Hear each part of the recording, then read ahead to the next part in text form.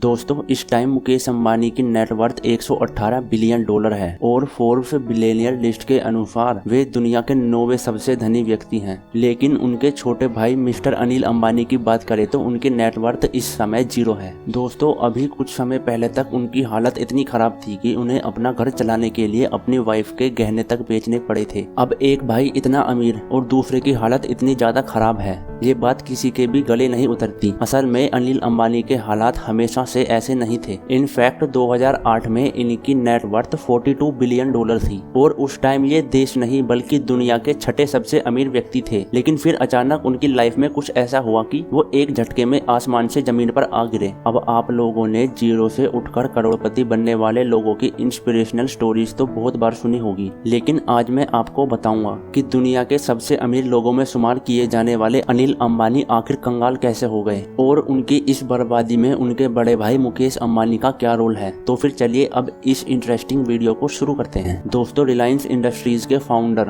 अनिल और मुकेश अंबानी के पिता मिस्टर धीरूभाई अंबानी जब तक जिंदा रहे तब तक उनकी कंपनीज और परिवार में सब कुछ बढ़िया चलता रहा। मुकेश अंबानी चूंकि एक सिंपल नेचर वाले इंसान थे जिन्हें लाइमलाइट में रहना पसंद नहीं था, इसलिए वो कंपनी के अंदर का काम संभालते थे। वहीं दूसरी तरफ अनिल अंबानी को लाइमलाइट में रहना, न्यूज का हिस्सा बनना, पार्टी करना, बॉलीवुड सेलिब्रिटीज और पॉलिटिशियन से ताल्लुक रखना, ये सब कुछ पसंद था। इसीलिए धीरूभाई अंबानी ने उन्हें कंपनी के बाहर के मैटर्स को संभालने का काम सौंपा और दोस्तों इस तरह से दोनों भाई मिलकर अपने बिजनेस एम्पायर को बड़े ही अच्छे तरीके से चला रहे थे। लेकिन फिर एक दिन अचानक से ये खबर आई कि देश के सबसे बड़े बिजनेस टाइकून धीरूभाई अंबानी हमारे बीच नहीं रहे और इस खबर ने दोनों भाइयों की लाइफ और भाग्य को हमेशा के लिए बदल कर रख दिया। असल में एक स्ट्रोक के चलते 6 जुलाई 2002 के दिन धीरूभाई अंबानी ने इस दुनिया को अलविदा कह दिया। अब वैसे तो धीरूभाई अंबानी ने अपनी लाइफ में सब कुछ ठीक किया था, लेकिन उनसे बस ये एक गलती हो गई कि इन्होंने मरने से पहले अपने बिजनेस एम्पायर को अपने बेटों में नहीं बांटा, जिसका नतीजा ये हुआ कि पिता की डेथ के कुछ समय बाद ही दोनों भाइयों में काम को लेकर अनबन शुरू हो गया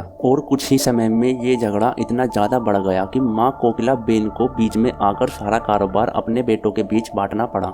इस बंटवारे में मुकेश अंबानी के पास रिलायंस इंडस्ट्रीज, रिलायंस पेट्रोलियम और रिलायंस इंडस्ट्रीज इंफ्रास्ट्रक्चर जैसी पुरानी कंपनी आई, क्योंकि मुकेश अंबानी ने इन सभी कंपनीज को सफल बनाने में काफी मेहनत की थी और वे इन कंपनीज को ज्यादा बेहतर तरीके से चलाना जानते थे। वहीं दूसरी तरफ अनिल अंबानी को रिलायंस कम्युनिकेशन, रिलायंस हॉस्पिटल और रिलायंस ब्रॉडकास्ट जैसी नई और ग्रोइंग कंपनीज दी गई, क्योंकि अनिल अंबानी खुद भी ऐसी कंपनीज को लेना चाहते थे जिनका फ्यूचर ब्राइट हो और आगे आने वाले समय में उनके ग्रो करने के चांस ज्यादा हो। अब इस बंटवारे के दौरान दोनों भाइयों में ये एग्रीमेंट हुआ था कि दोनों में से कोई भी अगले 10 सालों तक एक दूसरे के फील्ड में एंटर नहीं करेगा। यानी कि बड़े भाई के पास अगर पेट्रोलियम बिजनेस है तो फिर छोटा भाई पेट्रोलियम बिजनेस में नहीं आएगा और छोटे के पास अगर टेलीकॉम कंपनी है तो फिर बड़ा भाई अगले 10 साल तक टेलीकॉम सेक्टर में एंटर नहीं करेगा। इस तरह से दिसंबर 2005 में अंबानी परिवार का ये बंटवारा पूरा हो गया। दोस्तों उस समय सभी एक्सपर्ट्स ने ये माना था कि छोटे भाई अनिल अंबानी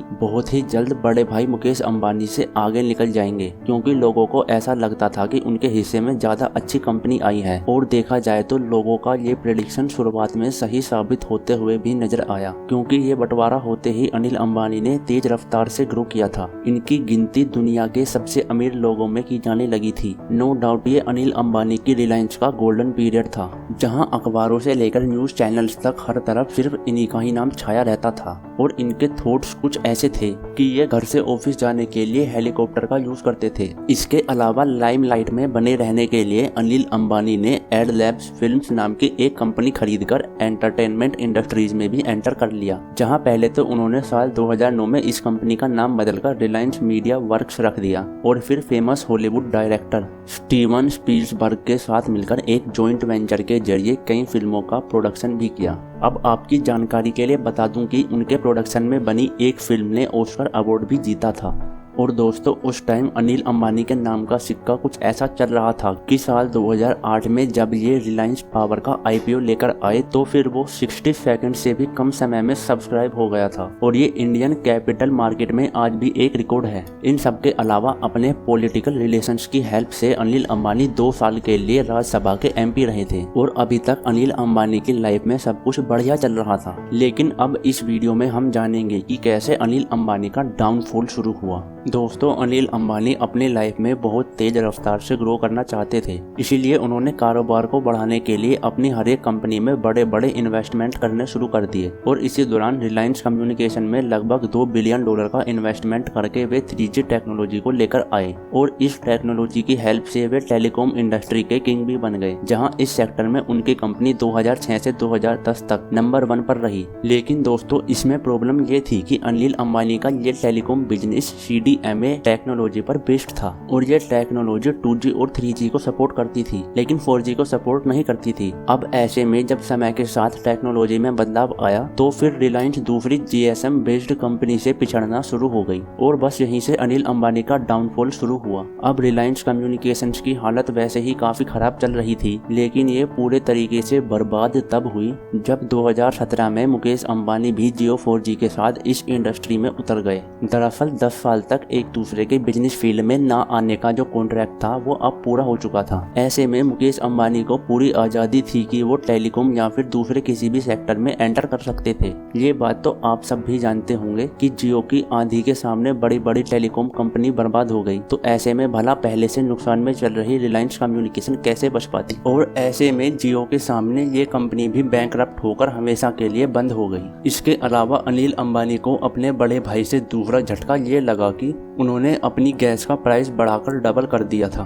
असल में इन भाइयों के बीच में एक एग्रीमेंट ये भी हुआ था कि मुकेश अंबानी अनिल अंबानी को $2.34 के भाव पर गैस बेचेंगे, लेकिन समय के साथ जब चीजें महंगी होने लगी तो फिर मुकेश अंबानी ने गैस का प्राइस बढ़ाकर $4.24 कर दिया, जिसकी वजह से अनिल अंबानी को बहुत बड़ा नुकसान हुआ था। हालांकि इस मामले को वो कोर्ट में भी लेकर गए, लेकिन कोर्ट ने भी अपना फैसला मुकेश अंबानी के हक में ही सुनाया। इसके अलावा अनिल अंबानी ने अपनी लाइफ में कई सारे ऐसे गलत फैसले भी लिए जिनकी वजह से उन्हें हर बार नुकसान का सामना करना पड़ा। कई बार तो उन्होंने ऐसी इंडस्ट्री में भी अपने पैर जमाने की कोशिश की जिसकी उन्हें कोई नॉलेज नहीं थी और इसका सीधा नतीजा ये हुआ कि उन्हें लॉस का सामना करना पड़ा। लेकिन दोस्तों, इन सब के अलावा जिस एक चीज ने अनिल को सही मायनों में बर्बाद किया था वो था उनका बिना सोचे समझे लोन लेना। दरअसल जिस समय अनिल अंबानी का डाउनफॉल शुरू हुआ था तब अपनी कंपनी को लॉस से बाहर निकालने के लिए उन्होंने बड़े लोन लेना भी शुरू कर दिया। साथ ही नए बिजनेस में एंटर करने के लिए भी उन्होंने बहुत से लोन उठाए थे। अब ऐसे में जब उनके बिजनेस ये लोन का पैसा लगाने के बाद भी नहीं चल पाए तो फिर उनके द्वारा लिए गए ये लोन डिफॉल्ट होने लगे और फिर देखते ही देखते इनके ऊपर हजारों करोड़ रुपयों का कर्जा हो गया। आपको जानकर हैरानी होगी कि इन लोन्स की वजह से एक समय पर अनिल अंबानी के ऊपर $7 बिलियन का कर्जा था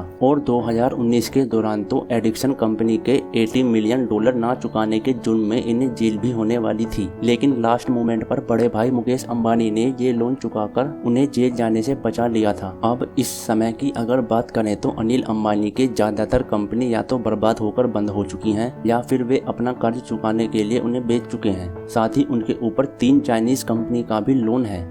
इसके लिए लंदन की एक कोर्ट में उनके ऊपर केस भी चल रहा है। और दोस्तों, साल 2019 में अनिल अंबानी ने इस कोर्ट में खड़े होकर ये बात कही थी कि इस समय उनकी नेटवर्थ 0 है। हालांकि बहुत से लोगों का ऐसा मानना है कि अनिल अंबानी के पास अभी भी काफी सारी संपत्ति और धन दौलत है जिसको उन्होंने लोगों की नजरों से छिपाया हुआ है और वो अपने नेटवर्थ जानबूझकर 0 इसलिए बता रहे हैं ताकि चाइनीज कंपनियों का जो लोन उनके ऊपर है वो उन्हें देना न पड़े।